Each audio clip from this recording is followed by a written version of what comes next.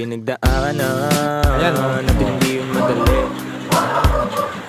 Pero kahit na gano'n na mas pinili ko pa rin ang umiti. Kasi napakaikilan din naman ang buhay. Ang bilis na sandali, mas mabuti na sulitin na sayahin mas na puro pigate.